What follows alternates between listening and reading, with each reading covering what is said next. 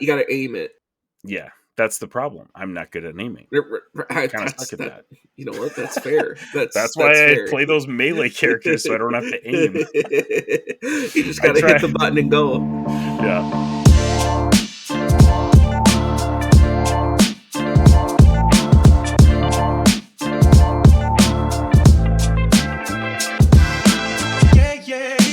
Hello and welcome to the Infinity Bros podcast, the only podcast that's perfectly balanced as all things should be. My name is Isaac Edlin. I am your host tonight, and with me I have one very special Infinity Bro.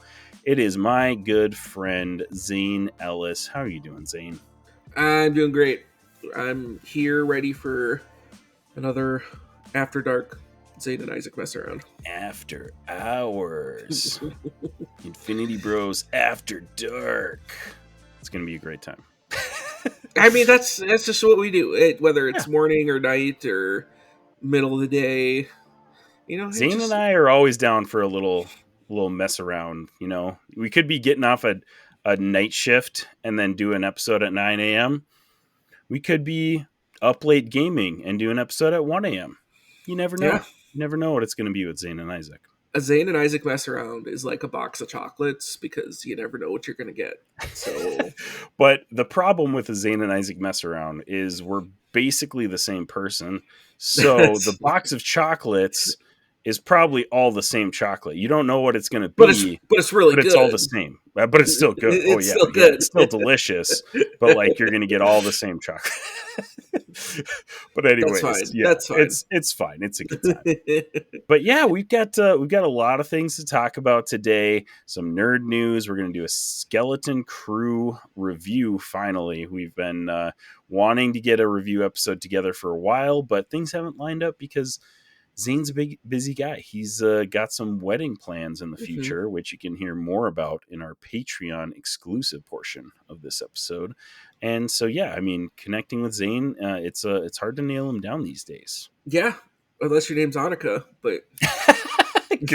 Good point. Good point. She's probably got your attention more often than not, which is a good thing. Yep. Yes, future... We might have different bros rotating on here until Zayne and Annika finally get hitched, and then Zayne might have some more time on his hands after that. So it's very possible. But that's also the beauty of us having six of us. We just rotate through whatever we got to do. Exactly. So for those of you guys who have not listened to the Infinity Bros before, we are a group of 6 guys rotating cast on this podcast. You can also check out our socials. Robbie is doing a ton of Magic the Gathering content on Instagram, TikTok. So check those out if you're interested. And he also just started an Infinity Bros Universe special subscriber chat on Instagram. However those things work. To be honest, I'm not a big Instagram guy, so I don't get how it all works. But you can basically subscribe to get some behind the scenes content. And if you guys know Robbie, it's like 90% Magic the Gathering with a little other nerd content mixed in there as well. But it is a fun little peek behind the curtain of the Infinity Bros. So if you guys are on Instagram, just go to our profile and you can join that for free. I've got a new segment here, Zayne, that I'm just going to basically highlight some people from our Infinity Bros universe community, and I'm going to call it Snap Squad. Snap Squad!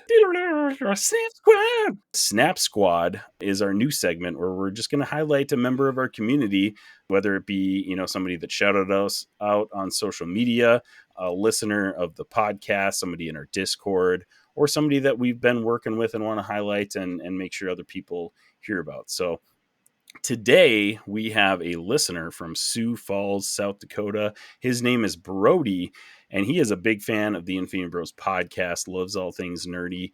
And from what I hear from my brother Josh, he listens and re-listens to multiple episodes of the Infinity Bros podcast. So really awesome. We love to hear that. Brody, thank you so much for being a listener and part of the Infinity Bros universe. You're awesome.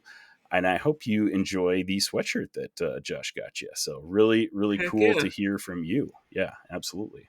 So there you go. There's our Snap Squad. Next up, we have some nerd news. Hey Zane, I was looking into getting into this Gunpla thing.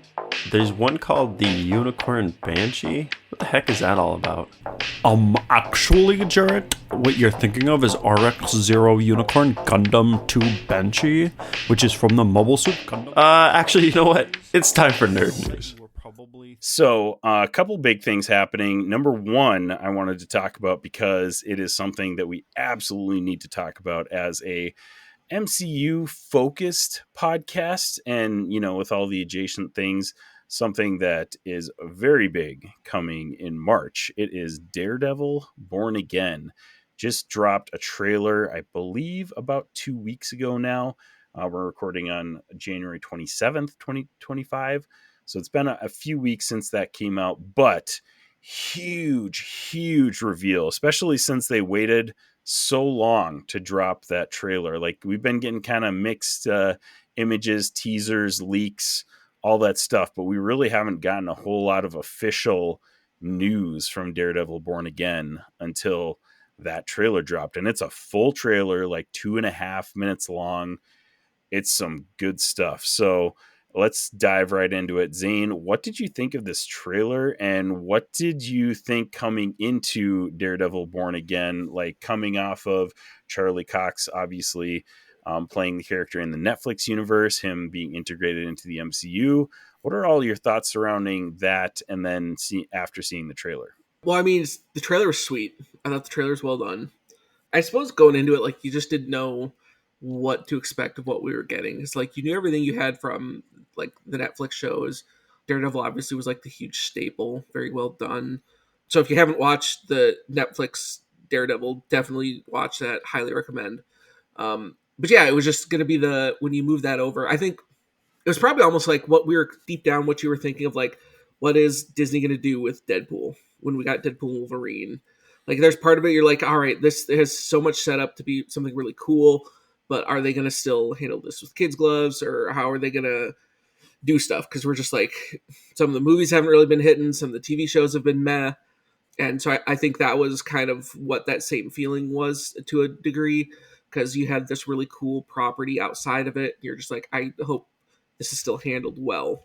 And I suppose there was some, I don't know about hesitation is the right word, but like you just didn't know, okay, how much are they going to pull from what we had from Netflix? Are they going to kind of keep that tone? And we get this trailer, and it seems like they're heavily relying on that. Like, they're not looking to change the tone or anything. Like, it's looking like we're taking everything we had from the Netflix, and we're just running with it. And I thought that was very encouraging, because it was just like, I think that's the best way of doing it because of how good the Netflix show was. I totally agree with everything you're saying there. And I had reservations coming into it because, I mean, first of all, Netflix series was very violent, very definitely TV MA. They told us, Disney, Marvel Studios told us that Moon Knight was going to be very violent and brutal. And I don't think it's TV MA, because ultimately it wasn't really that brutal. Like, sure, maybe it kind of bumped it up from like their typical Disney content, but I kind of was underwhelmed. Not necessarily by the show. I liked the show, but I was underwhelmed by the amount of like just brutal, like, violence and action Right. in that show. So I came into this thinking like, oh no, like, I don't know how this is going to go, because yeah, they kind of assured us that Moon Knight was going to be really brutal and violent, and that wasn't. So when they came out and said Daredevil's brutal, I was like, great, here we go again. But that trailer changed my mind completely. Like, I didn't count, but the amount of bones that snap in that trailer, that was enough to convince me immediately. No, I like, was like, yeah, like holy crap. we're keeping the gritty, the brutal, Right. which I think like that's important to do with this character, of like, this is a dark, gritty character. Right. Like, that's the whole Yeah. point of everything going on. It's like, I think that's just very much, you have to capture that tone. Yeah. And Netflix did it so well. It's very encouraging to see Yeah. like they're going to keep that with Disney. Yeah, and season 3 of Daredevil is one of the best superhero television seasons of all time. Like it's so, and Daredevil in general, like the whole show is very good. Definitely up in my personal top 5 like TV shows, like superhero TV shows of all time, but that season specifically, so good. So good. And if you followed that up with kind of an underwhelming, spiritual successor type of thing, that would kind of sour that series for me, I think. So I'm hoping that they just, I mean, obviously they're not going to pick up where they left off, because in that trailer we get Daredevil or Matt Murdock talking to Fisk. Fisk is the mayor already, which we got hinted in, I don't remember which MCU project, to be completely honest, but there was a post-credit scene at some point that hinted that Fisk was running for mayor. And then Matt basically says that he's been out of the superhero game or the vigilante game for a while. So there's a time period that has passed when we come to Daredevil Born Again, and I'm really excited to see how that all goes. Plus, now that they're in the MCU, there's potentially some like blippage, like flashbacks that we potentially could get, because I mean, season 3 happened before, all that went down. And now we're back and, telling stories, potentially retroactively, filling in the blanks type of stuff. So I'm excited to see where this goes. Right. I'm a lot more hyped than I was before seeing this trailer. Agreed. And yeah, well, I think that actually works well as the story beat of like, if that was blipped or not there, and then, but Kingpin didn't. Well, that would make sense for him to be mayor because he led people while everyone was gone. True. Yeah. So then that could kind of set up this perception of Matt Murdock comes back and it's like, well, no, I know the real, that could be an interesting dynamic that could totally fit with that story. But yeah, like I said, that trailer was just like, yeah, let's go. They're keeping the same feeling, that same grittiness, and I trust that, you keep that storytelling, and that show's going to be so good. Yeah, it looks so stinking good. It is set to release on March 4th, 2025 on Disney Plus with a 9-episode first season. So they initially said that it was going to be 18 episodes. I'm guessing they just cut that in half and we're going to get a season 2 that they might have filmed all at the same time, honestly. Right. Which would be nice, because then it probably would release next year if that's the case. So hopefully, fingers crossed, that is the case, because I'm already loving what I'm seeing from this. I'm here for it. Right.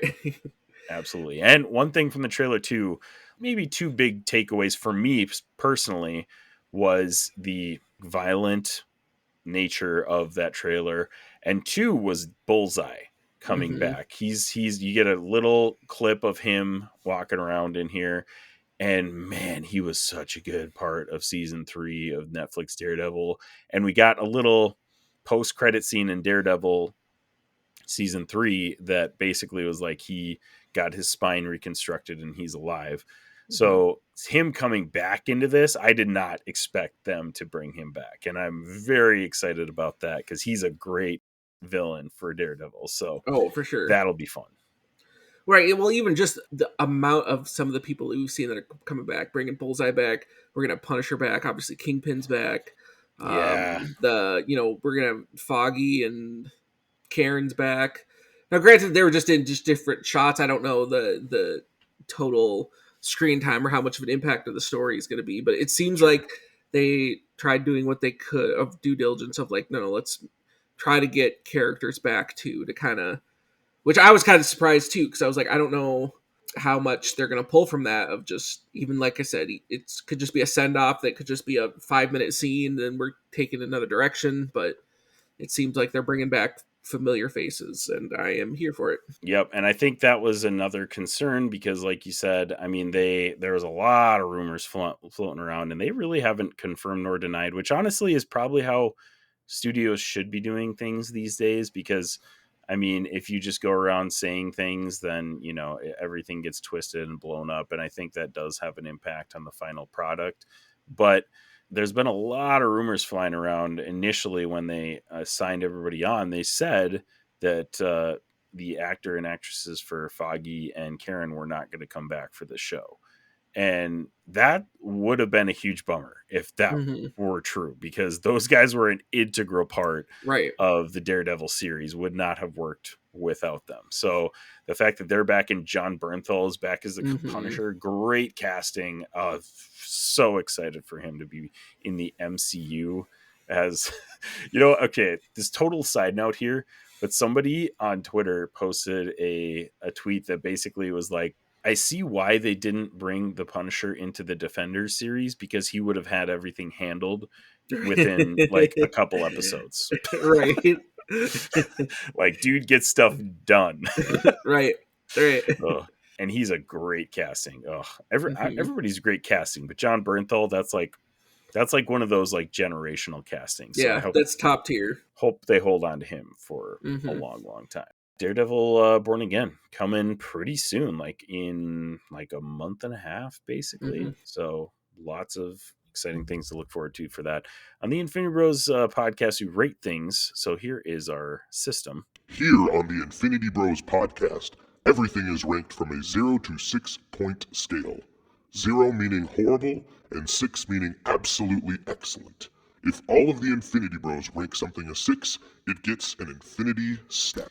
So Zane, how would you rate the Daredevil Born Again trailer? I mean, I think I gotta go 6 out of 6 for it.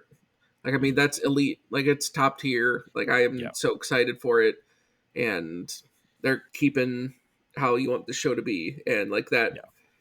Like, especially coming from it, I'm just like, I don't know how this is going to be. You watch that, and that excitement level is, all the way up there. So I'm going to give it a top tier. And I'm with you. I give it a 6 out of 6. My hype before this trailer was maybe at like a 4, because I was like, I just don't know how they're going to be able to integrate all of the elements from Daredevil, Netflix Daredevil that we loved, into the MCU, and how that all is going to play out.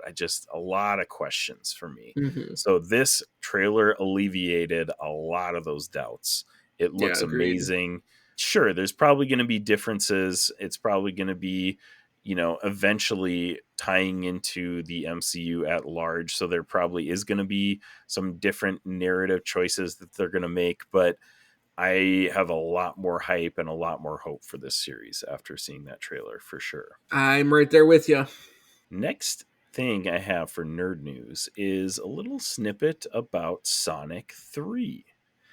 So Sonic 3 has made some splashes at the box office, made $225 million domestically. Overall, worldwide, made $446 million, which is solid for, kind of a cheesy family title.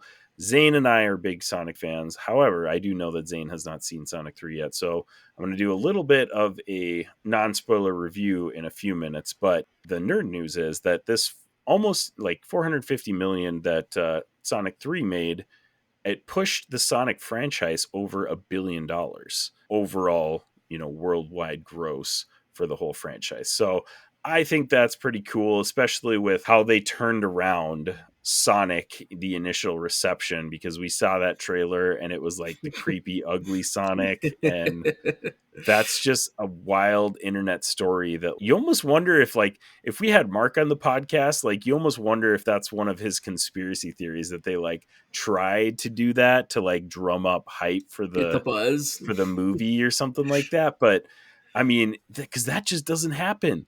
Developers and movie makers seeing the online discussion about their product and then just changing it to adapt, basically, like you just don't see that happening anymore. Right.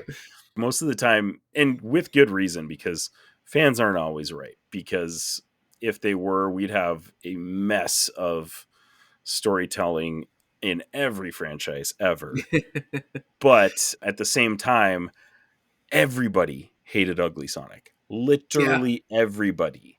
Yeah. Like it was universal. Yeah. Universal. But yeah, it was bad. And they came out and made it solid. Like it looked good. And Sonic was a great movie. Such a good movie. Great sequel in Sonic and Knuckles and Sonic 2. Sonic 3 was amazing. I loved it so much. Jim Carrey gets to just be Jim Carrey, which, like, he's basically retired from acting at this point. Like, he's just not in that much stuff. And to see him just go ham it brings you back to like the early 2000s when it was like his heyday and he could do no wrong. You could give him a role, tell him to run with it, and that's just what it feels like. He feels like he's having fun. It's so much fun to watch Jim Carrey on screen in these Sonic movies. And Sonic 3 is even better because he plays obviously the grandpa version the old of version, himself. right? It's so funny, dude. Oh my gosh. So yeah, Sonic 3 was amazing. Keanu did incredible as Shadow. To be honest, I was a little wary because there's a lot of times where you get these big name actors and they just don't really, they kind of mail it in for their voice acting roles because they just have never done it before and they just maybe don't feel it or something like that. But nah, Keanu does incredibly. Shadow is a great character. And that fight at the end of Sonic 3 between Sonic and Shadow, the best fight in the franchise. Top tier. Heck yeah. It's so good, and it's probably one of the best fights like in movies right now. Like it is a very good action fight. And, there is some complaints about this that I wouldn't give, but there's been, some online discussion about how they kind of ignored the human people in this movie. I'm totally fine with that. Right. I It's don't a care. It's a Sonic Sonic movie. It's about right. Sonic. Right. And we got Keanu Reeves' Shadow. Like, what else do you want? Like, I don't care about Tom anymore. Like, he can go kick rocks. Like, I do love James Marsden as Tom. He's hilarious. But they told great stories in Sonic 1 and 2. But guess what? Now Sonic himself can carry a movie. Mm-hmm. And they don't really need them anymore as supporting characters. Because it kind of was... I mean, it's part of the gag, too, that, like, Sonic is, like, this super speed, like, super being. And James Marsden is running around, like, trying to, like, fight, the bad guys with him. And he's, like, this small town cop. So, like, obviously it's like, okay, believable? No, but it's a Sonic movie. So, whatever. Right. He even makes a joke about that in Sonic 1. He's like, yeah, I don't have powers. So can't really do a lot of the things you do.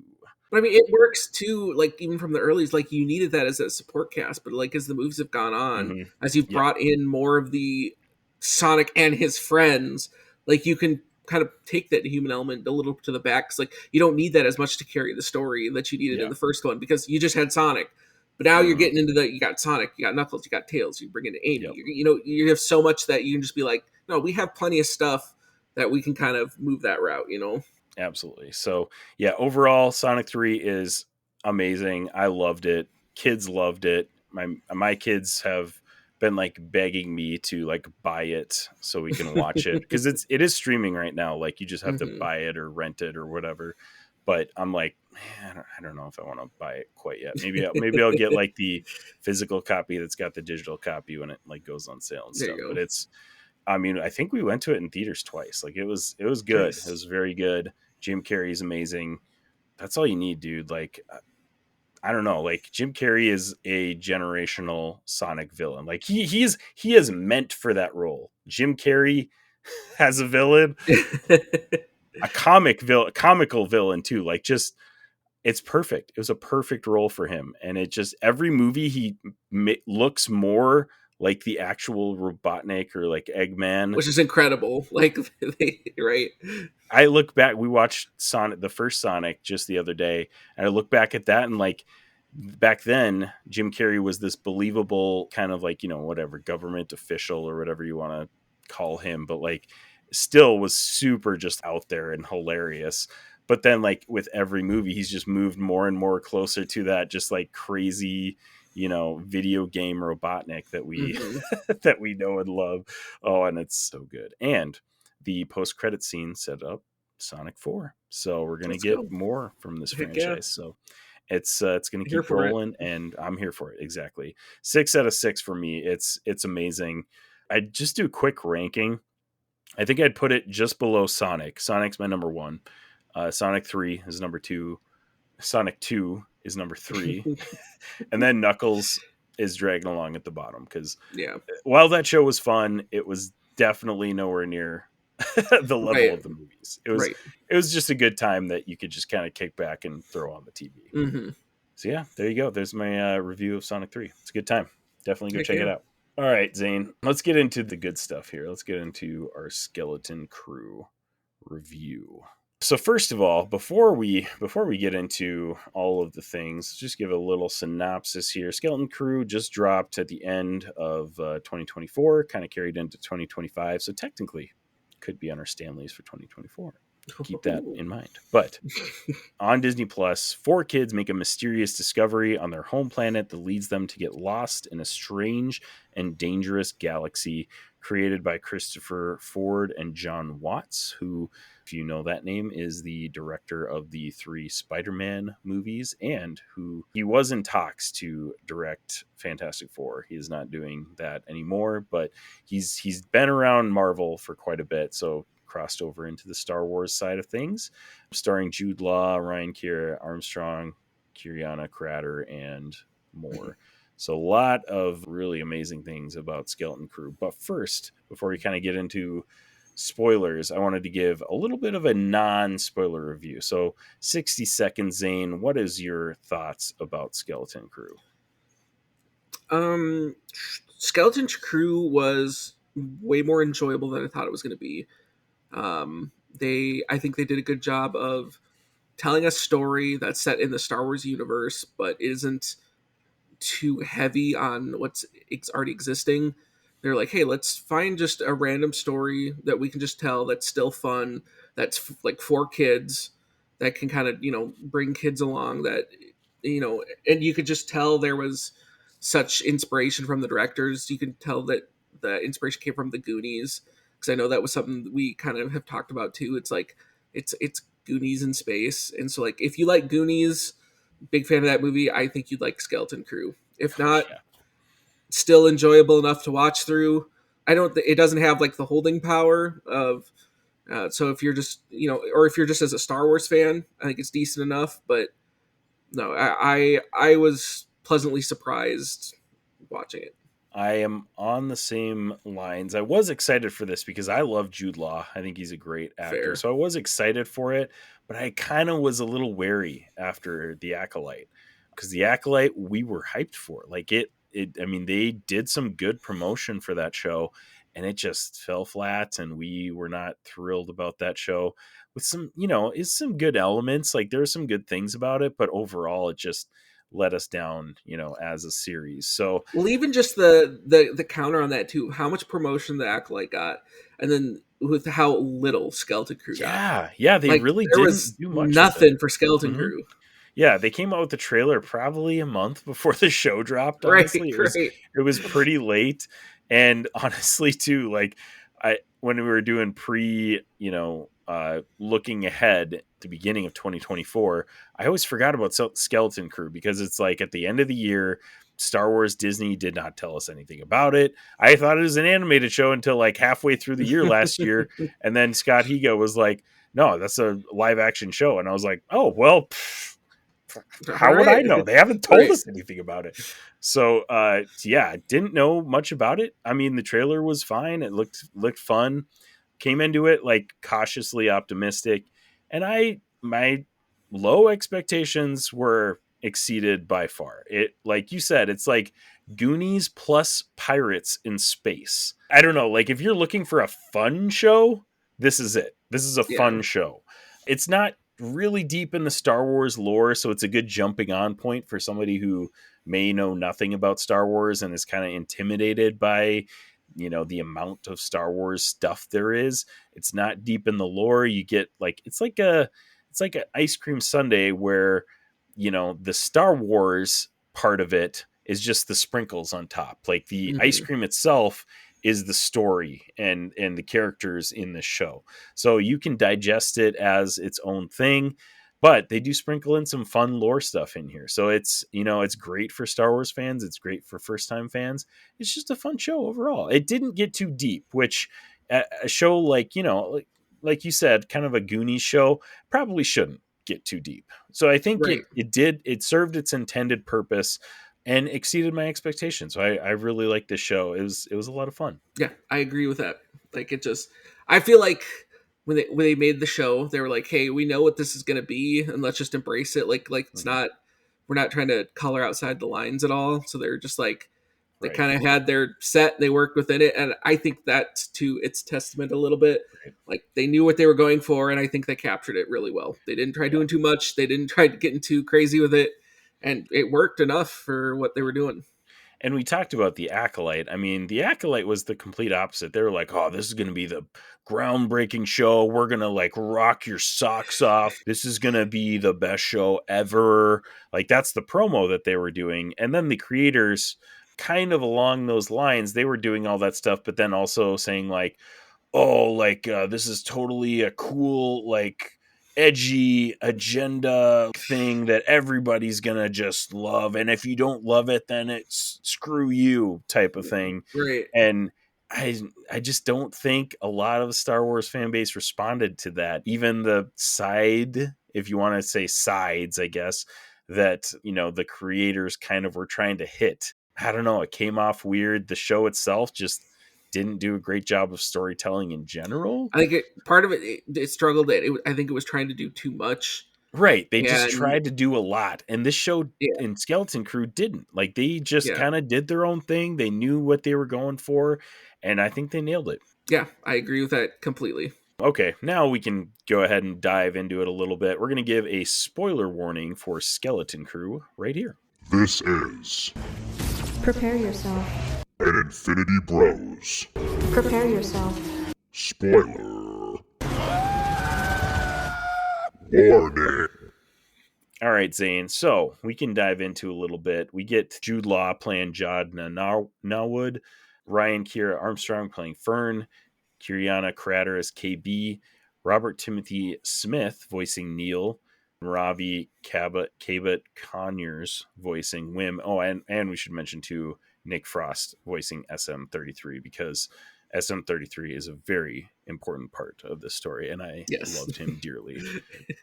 I think like everybody, the internet kind of freaked out about Neil and how he was the best part of the show. And while I did love Neil and I still would die for Neil, SM33 probably became my favorite character because I just love that he's a droid pirate. Like a droid pirate.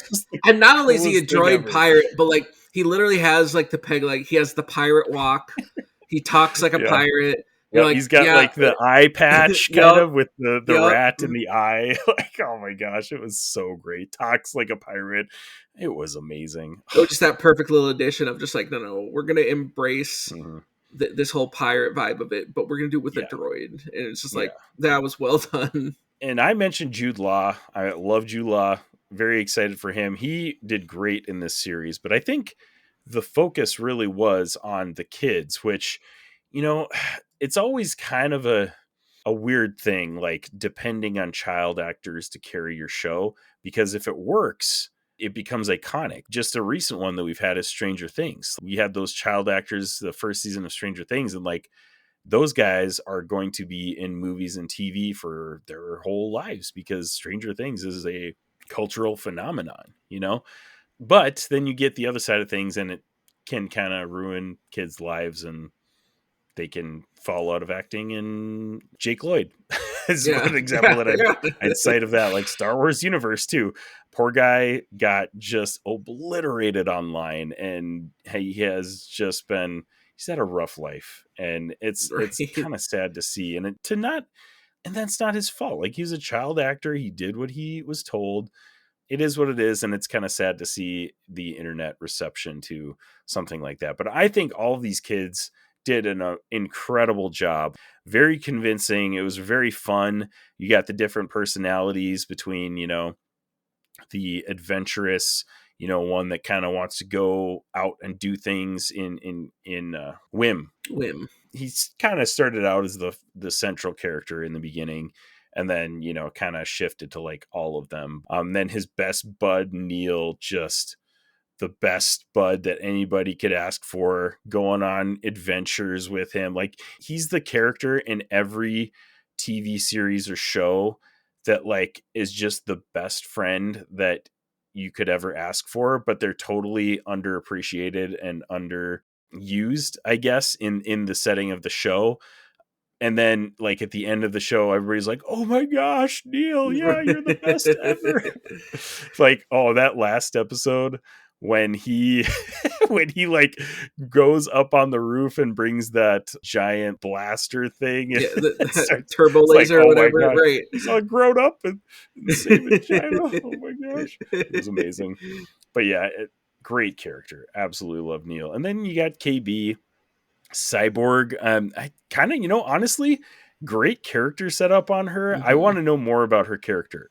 Like, Yeah, it seems to be that there was some kind of accident that led to her being like a cyborg, yeah, basically. And I want to know more about that character. Like, she did a really incredible job, and it made me really intrigued. And because, like, I see in, gosh, it's one of the older Star Wars movies. There's another character that has the similar type of visor like her, and it made me wonder, like, is that guy just a cyborg like her, or is there like a species, of Star Wars like people like that? And they kind of did enough explaining to show that she wasn't always like this. right. But very fascinating, and she did an incredible job. And then you got Fern, who is the kind of headstrong leader, de facto leader, who just kind of does her own thing and everybody else follows along. So really great group of characters and kids, and I think they stole the show as they should have. Yeah, I agree with that. I think they did a good job too of, well, these characters had the archetypes of the roles that they played. Mm-hmm. Yeah. Like they still let them be kids. Like it's not like they were playing an adult version of a character or trying to do too, but like it was a kid being kid. Like they were making kid choices, Mm-hmm. so it was just like I Right. They think that weren't was making the part of smartest choices. They were making the choices that a kid would make. Yeah. that a kid would make, but Mm-hmm. still had some of those archetypal roles that you're like, that's what makes this work. Yeah. And so that's what I thought. They were just like, hey, we're gonna go with this, we're gonna stick with this.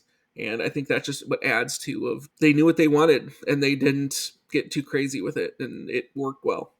Absolutely. Jude Law played Jod Nawood, who is a I don't want to call him a Jedi, but he's like was trained a little bit in the Force by a Jedi who survived Order 66, which is a reveal in the final episode.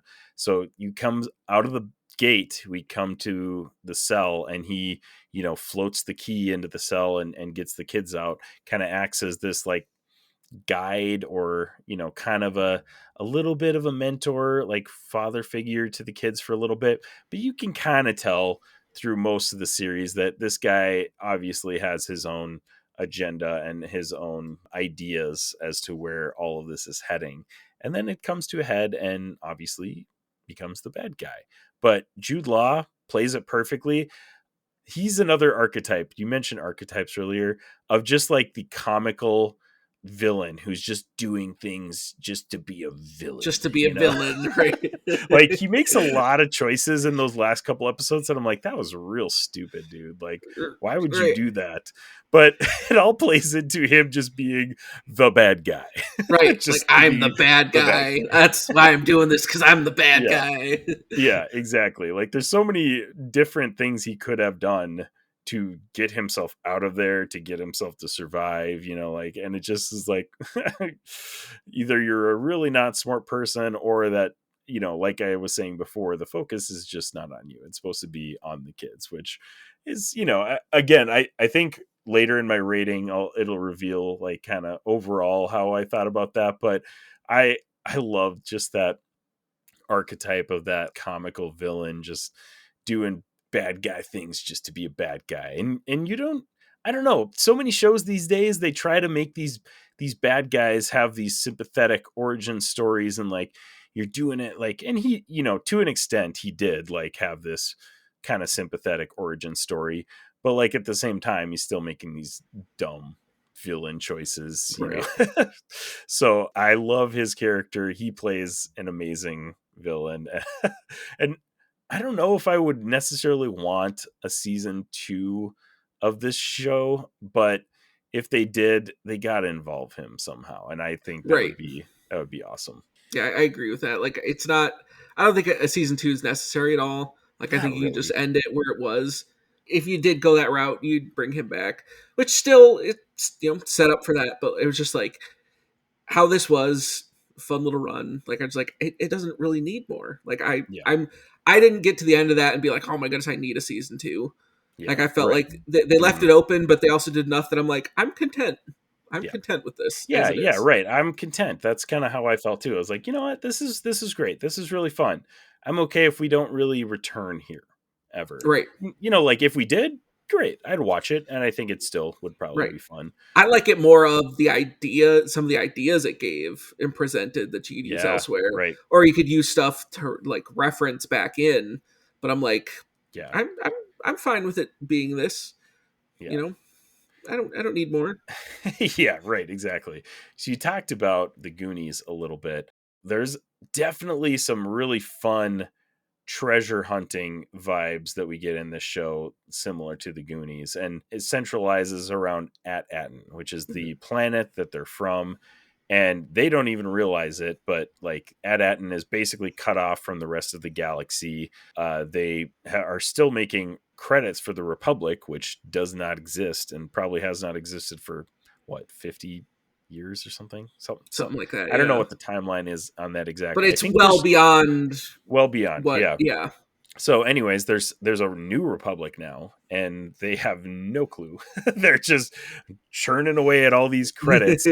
And, you know, obviously there's this cool treasure hunt that they kind of go on. Like, obviously Jod is in it for the credits. So he like hears Atin, he's like, excuse me?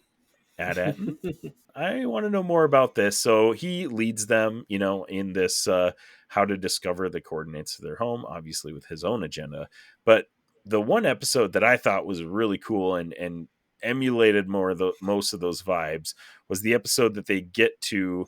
It's a different planet. I don't remember exactly what it was called, but at something. And it's got like all of the different at planets like listed in that tower. And they have the Atin slab that has the coordinates there. And SM-33, under direction of his previous captain, had, you know, broken that tablet so it was illegible, so they couldn't, you know, read the coordinates to it.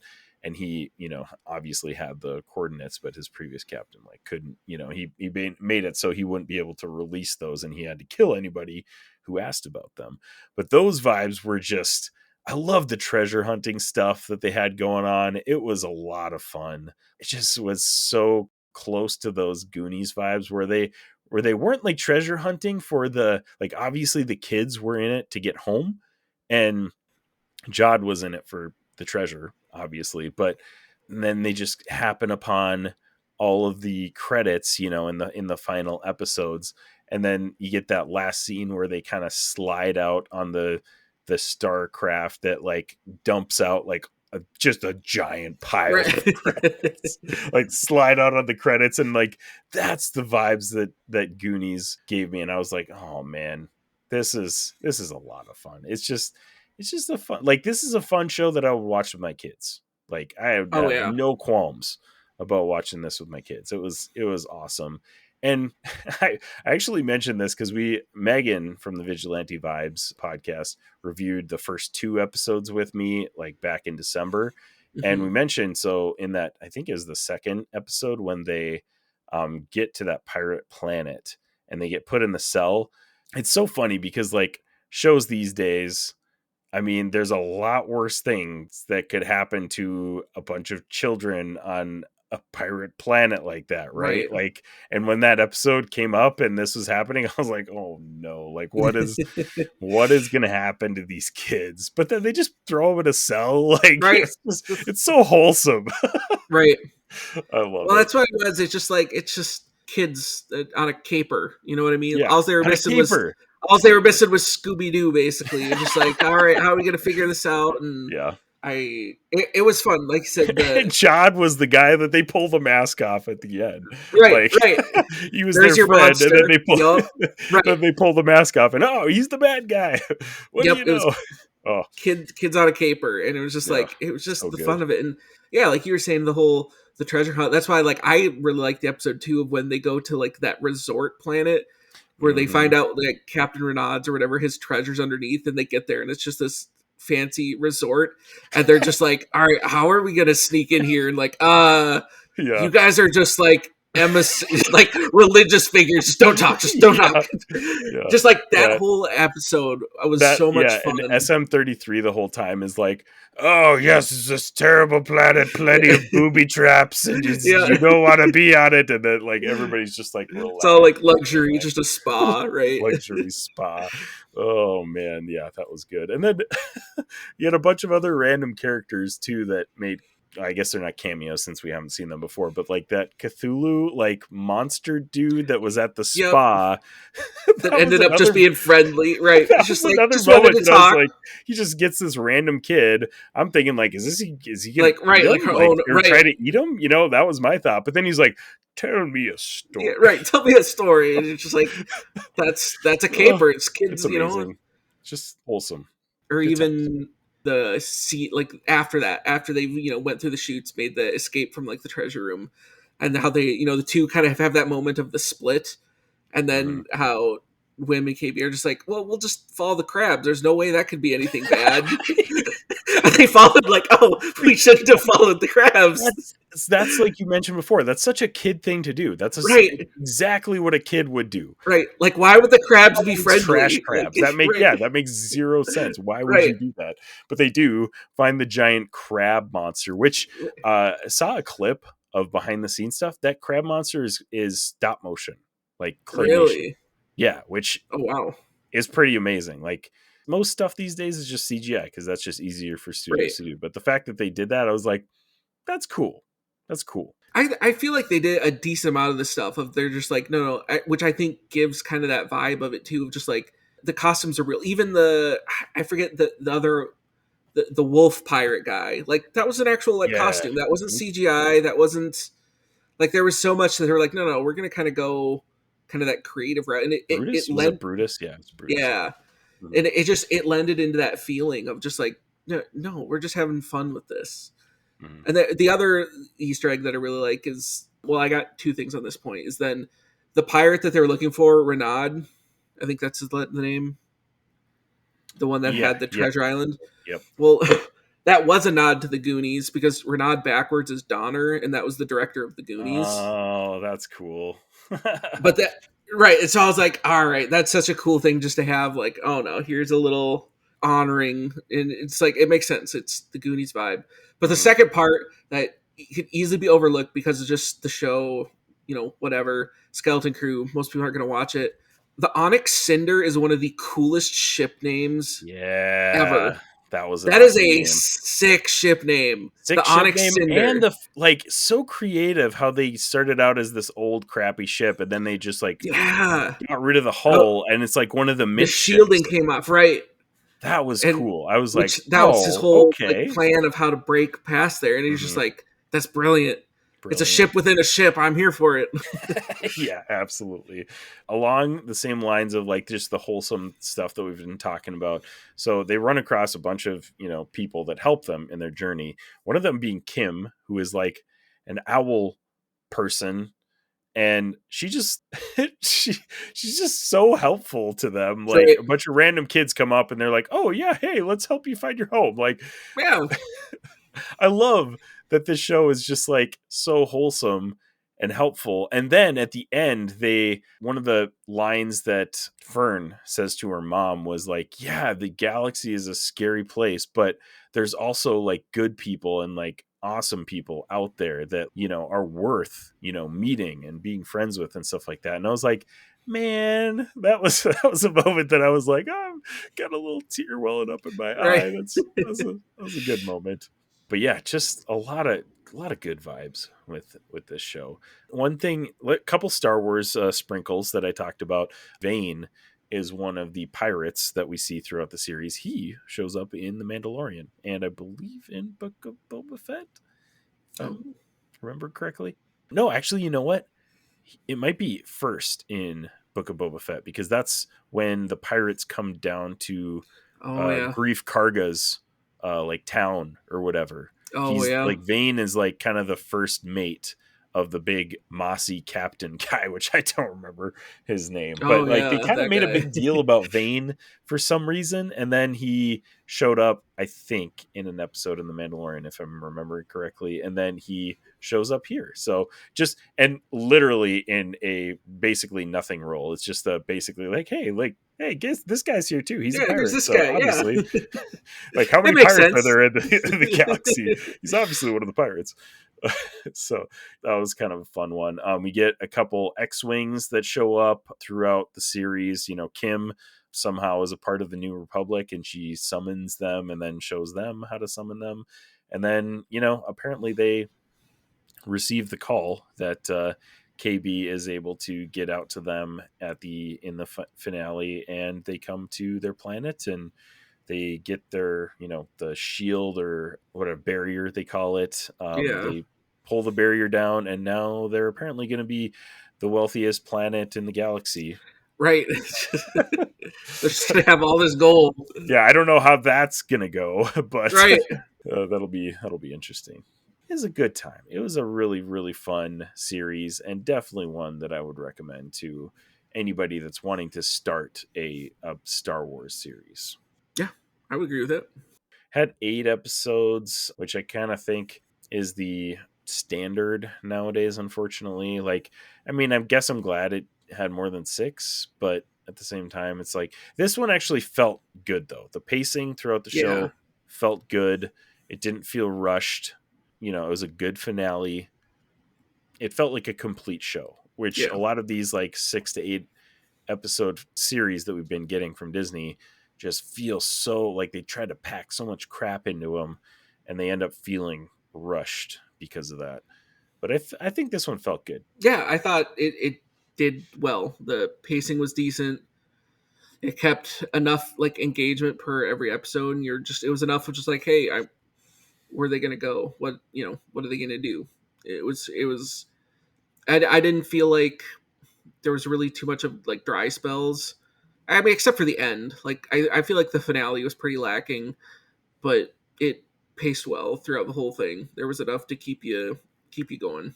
I thought it was a solid finale. It wasn't like a knock your socks off finale or anything No. like that, but it wrapped up all of the loose ends and in a pretty good way. I thought it was very satisfactory.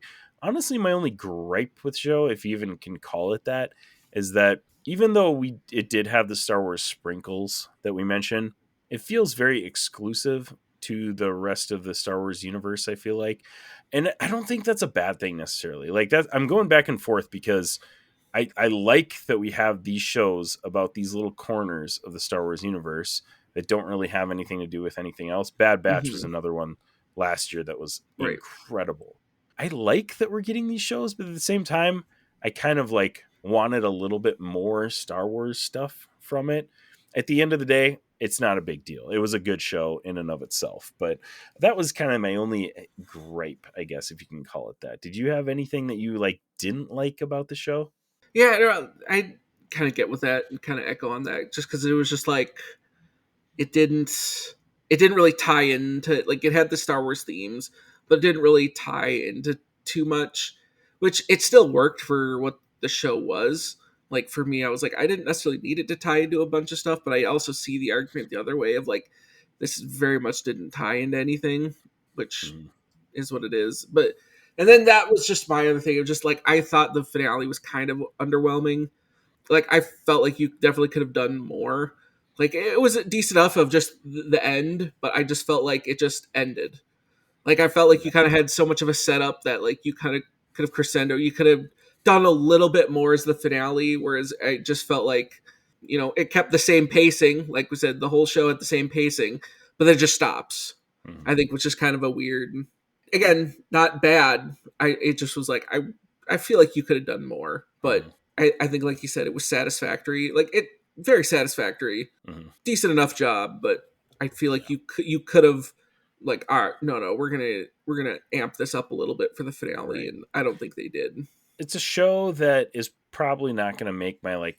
And to be fair, there was a lot of good TV in 2024, so it's not really a knock that it doesn't make my top 6, TV shows of 2024, but it was better than Acolyte, so that's a plus. And it was just a fun, you don't have to get too invested in it type of show. I would also say that there wasn't like any single episode that was like bangers that I was, oh my gosh, that was an amazing episode. They were all fine. They were all good, but there wasn't a single episode that I was like, this is the best episode I've ever watched. Right. So yeah, that's our review of Skeleton Crew. Just gonna mention that it right now has a overall IMDb rating of 7.2 out of 10. Not terrible. On Rotten Tomatoes, it's got a 91% critic score and 80% audience score, which is pretty good on both counts. Yeah. You get these shows these days, which I think Acolyte is one of them. Honestly, I'm going to look that up on Rotten Tomatoes, actually, because Acolyte, I think, scored very high on the critics side. I very highly doubt that it scored well on the audience side of things. But you get those shows that are just the parody. Oh man, that's even worse than I thought. It's 78% on the critic side, which isn't great, but it's 19% on the audience side. Yikes. That's a big yikes. But yeah, I mean, like I wouldn't say usually, but a lot of times there is a decent difference between the critic and audience score on Rotten Tomatoes. So the fact that there is a little bit of a gap, but it's not huge. Everybody generally liked the show. I think that's a good way to describe it. Mm-hmm. I agree. So Zane, what would you rate Skeleton Crew? I'm going to give it a 4.5. Okay. Like it's decent. Like it's not like I'm going to tell people, oh, you need to go watch this. You're missing out. Like, I don't know if it's something that I'll visit often or anything like that, but like it was enjoyable. I liked it. But like there's nothing like game changing about it. But like if you're just a fun little caper, then absolutely. Yeah, I'm with you. I initially had rated it a 5, but I'm a big recency bias guy. Like the further I get from a show, the more likely I am to be critical of it. And since we're only like 2 weeks off of the finale, I think at this point. I've had a little time to mull it over, and I think I'm with you. I think I'd give it a 4.5. It was really good for what it was, and they did what they intended to do. It was just a fun overall show, but it's not one that I would choose to die on as best, Star Wars TV show ever. I'm not telling people, oh, you need to go check the show out. Right. But if people are like, it's fun. Yeah. I'm not going to bash it, but that's kind of our, like, both these you're like, it's just fun. Yeah. It's fun. It's fun. Yeah. It's fun. That's the 2-word review of Skeleton. Yeah, it's fun. It's fun. But yeah, I mean, like, I'm with you. I wouldn't like go tell people you need to watch the show like I do with Andor, because that show is freaking amazing. Right. Like I don't go around telling people at work that they need to stop what they're doing and watch Skeleton Crew. No. Good for what it was. If you're somebody looking to get into Star Wars, it's a good starter. You don't need to understand a lot of the lore. So I guess that's a plus for it in my eyes. But yeah, I would give it a 4.5 as well. So, all right. I had mentioned to Zane pre-episode that we should maybe do like a top 6 list, but then he suggested something way cooler. So I'm going to let you explain it, actually, Zane, because you were the one that came up with it. So what are we doing now, Zane? All right. So my random idea was like, we do enough for lists and everything else. So my idea was like, pretend you have, Disney's ear, and you get to make a quick pitch of an idea for like a movie, a TV show, or a video game that's set in the Star Wars universe. Like, what would you pitch? Like, what is your idea of what you'd make? What medium would it be? Part of it then was in my head of just like making a segment. You know how there's like the game show Minute to Win It? Just do like a minute to pitch it. Like, what's your 1 minute pitch to make a movie or TV show or video game? Whatever. Minute to pitch it. Is that going to be minute to pitch segment? It?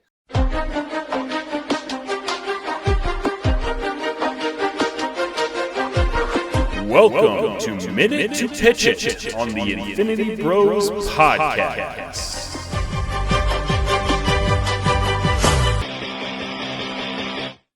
Why not? Zayne, Just a minute to look pitch at it. you just coming up with segments on the podcast. I have my Wow. moments. Yeah. Oh my gosh. That's a good one, Zayne. There we go. Okay. So do you want to go first or do you want me to? I can go first just to. So it's your idea. You go first. Yeah. So my idea, because I kind of mulled it over for a while, and I was just like, "Oh man, what do I go with?" Because part of it too, what we were saying was you can't use existing characters. So, like, it's got to be something new. You can tie into ideas and stuff, but give me something new, something fresh. And so my idea is you can totally take. I'm seeing it kind of in the vein of like Skeleton Crew, but give me a show of a motley ragtag crew of people that hunt space Bigfoot. You would come up with something like So that. give me a Star Wars universe that has, these mythological creatures, and that they're going to go and like, no, we were going to go find space Bigfoot or space Loch Ness Monster or whatever it may be. And here's the crew already as set up. You're going to have your eccentric billionaire who funds everything because, has tons of credits, just has nothing else to, spend it on, but, has some sad backstory of the reason why he's doing this is because, it was his young child's dream that passed away, and that's why he's doing it. So eccentric billionaire, you're going to have the rough and tumble, that first mate guy who wants to fight everything, kind of the muscle. You got your tech person who's going to research everything, research all the lore. And then you got your smuggler type person, the new guy on the squad that's down on his luck, that needs to find, hey, I'm just doing this because I need a job. But then you find out that you got a family there. So I'm just like, give me a crew that's just going to fly around. Like, no. We're going to find these mythological creatures in the Star Wars universe. I love it. Setting up, figuring out, all right, how are we going to try to find and prove the existence of space Bigfoot? Mm-hmm. Yep. And part of that too is interesting. Then what kind of spins off this idea is because I don't remember like when it was. I'd have to look it up. But there was a what if Star Wars story where Han and Chewie crash the Millennium Falcon on basically what ends up being Earth, and so then the whole lore of Bigfoot on Earth was because Chewie? people seeing Chewie before awesome. he died, and so like that was a what if story. That's where the lore of Bigfoot comes from. Was actually that. Han and Chewie crash landed on Earth. That's amazing. Wow, that's a good one, Zayne. I don't know if mine's going to be as good as that. Okay, so I had one before you kind of clarified that we should do without existing characters. So I'm going to kind of pitch that first. It's not a full pitch. It's just I had things formulating before we clarified that. But Dr. Aphra is a great character that has not really been brought into like she's in comics. That's like her main media, and she's probably got a couple novels out there too by now. But she would be a really fun character to do a TV show based on, because so she shows up and basically Vader recruits her to like do a bunch of stuff for him. And she is a Han Solo type character, but instead of being mostly good, she's mostly bad, is how I guess I would describe her. Like she's an archaeologist who basically recovers artifacts and sells them off. And she gets recruited by Vader to do some jobs. He eventually, through a series of events, tries to kill her. So that was my first thought, was like a series of a Dr. Aphra series of just like first part of it. Episode 1 is we get maybe like a little bit of a backstory. Episode 2, Vader comes in, recruits her. And then the last episode is Vader trying to kill her. And then she escapes or whatever, makes it look like she's dead. And then her like story is that she owes a crap ton of money to Black Kirsantan, who we saw in Book of Boba Fett. So it would be fun to see that type of series. That was my first thought. Yeah, absolutely. Beyond that, new thing, and this is maybe cheating a little bit because I do have some inspiration from a Star Wars character, but what we don't have enough of in the Star Wars universe is comedy. And I think a sitcom set in the Star Wars universe would be hilarious.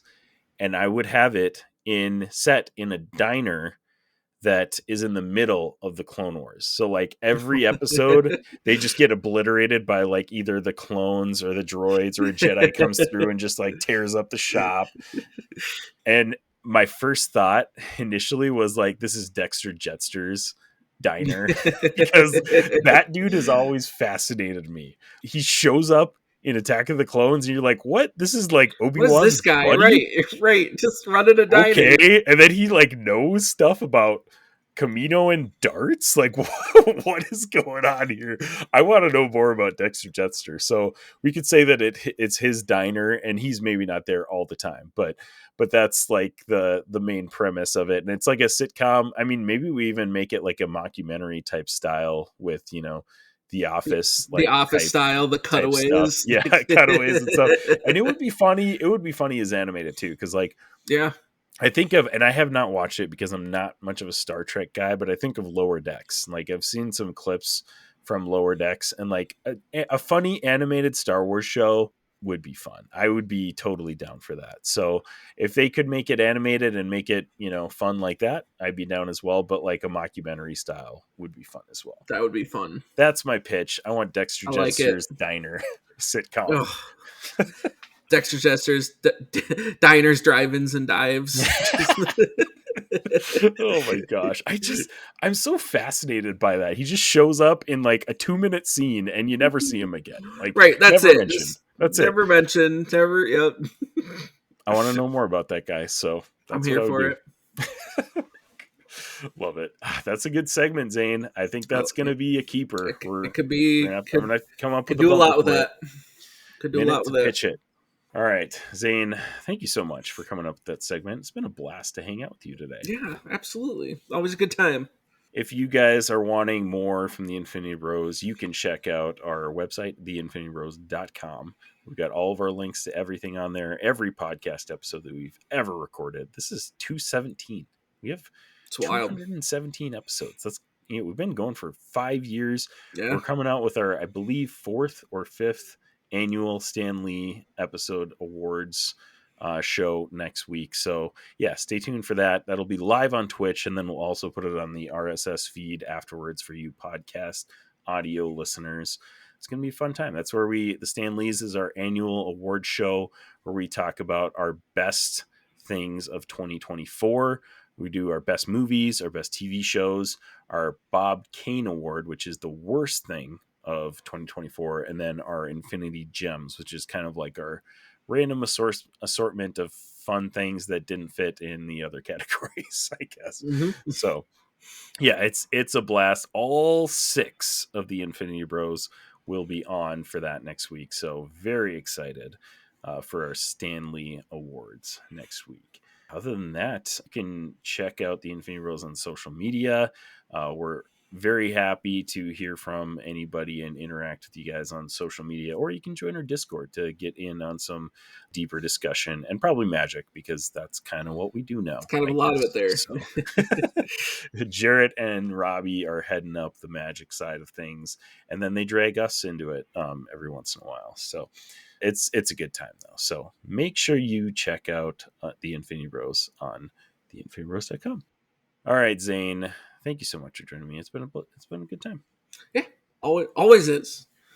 Always is. Good old Zane and Isaac mess around. That's right. After dark. And thank you, listener, wherever you're listening, however you're listening. Thank you so much for making us a part of your podcast experience. We love you 3000. Bye. Thanks for tuning in to the Infinity Bros podcast. You can find the Infinity Bros on Facebook, Instagram, Twitter, TikTok, Twitch, and YouTube at the Infinity Bros. You can also check out our website at theinfinitybros.com for links, reviews, and sweet merch. Feel free to send listener feedback via social media or email at infinitybrospodcast@gmail.com.